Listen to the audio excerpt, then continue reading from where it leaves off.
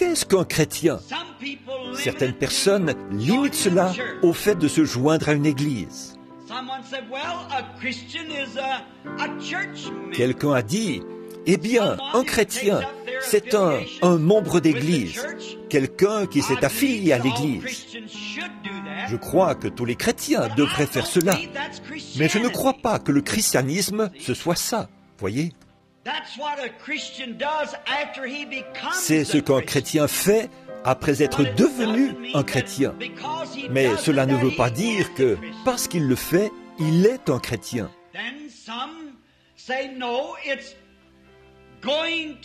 Puis, d'autres disent, non, c'est le fait d'aller à l'église et d'obéir à une déclaration de credo et d'être fidèle aux choses que l'église enseigne.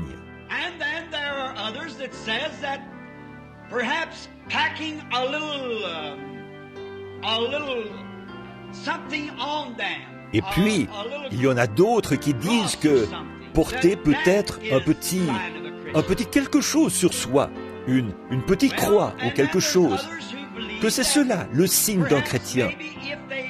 Bon, et puis il y en a d'autres qui croient que peut-être s'ils brûlent un cierge ou font une sorte de pénitence, que c'est ça être un chrétien. S'ils sont tout simplement immergés dans l'eau, ou qu'ils font un sacrifice, ou donnent quelques biens à l'église, ou aident le voisin, achètent du charbon pour la veuve, ou des chaussures pour l'orphelin. Ça, ce sont les actes qu'un chrétien devrait accomplir. Mais cela ne fait pas encore de lui un chrétien.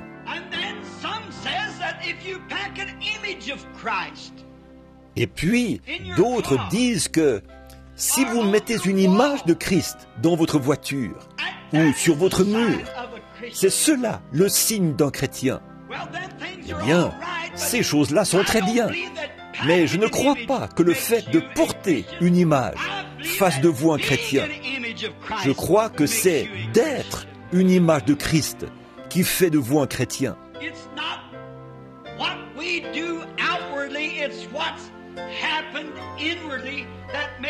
Ce n'est pas ce que nous faisons au dehors, c'est ce qui s'est passé au dedans qui fait de nous ce que nous sommes. Ainsi donc, s'il est notre image et que nous sommes à sa ressemblance et membres de son corps, nous devrions être des images comme lui. Alors nos vies devraient refléter l'image de Christ, pas en nous joignant à l'église ou en portant notre crucifix, ni par nos émotions, mais cela devrait être par la présence vivante du Dieu vivant qui se reflète à travers notre vie. Des experts m'ont parlé du procédé qu'on utilisait avant l'époque des fonderies pour débarrasser l'or de ses impuretés, du fer et de la pyrite. La pyrite ressemble tellement à l'or véritable qu'on l'appelle l'or des fous. Mais le procédé qu'ils utilisaient pour le débarrasser de tout cela, c'est qu'ils le battaient à coups de marteau. C'est ce que faisaient les Indiens autrefois. Et c'est ce que faisaient aussi les orfèvres d'autrefois. Ils le battaient à coups de marteau. Ils le tournaient et le retournaient. Ils le battaient jusqu'à ce que toutes les impuretés en soient sorties. Et le seul moyen de savoir qu'il ne restait plus que l'or, c'est quand celui qui le battait pouvait voir son reflet dedans. Celui qui le battait le regardait constamment, jusqu'à ce qu'il puisse presque se raser devant son propre reflet projeté par l'or qu'il battait. Et quand le Saint-Esprit de Dieu se met à nous battre avec le marteau de l'Évangile, qu'il nous bat jusqu'à ce que toutes les choses du monde soient sorties de nous et que nous reflétions l'image du Seigneur Dieu, c'est alors, je crois, que nous devenons des chrétiens. En effet, le mot chrétien signifie semblable à Christ, le refléter. Or, cela ne signifie pas que nous devons porter une longue barbe comme les artistes le dépeignent. Et cela ne signifie pas non plus que nous devons laisser pousser nos cheveux comme les artistes le dépeignent. ou porter une tunique, comme lui en portait, car nous vivons à une autre époque. Nous n'avons pas nécessairement à être comme cela pour refléter son image physique.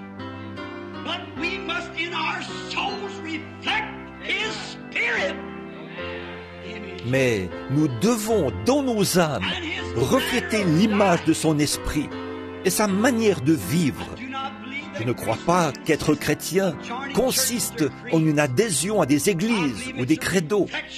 Je crois que c'est le reflet de Jésus-Christ dans un être humain, car nous sommes ses membres, les membres de son corps, et l'Écriture dit que nous portons son image.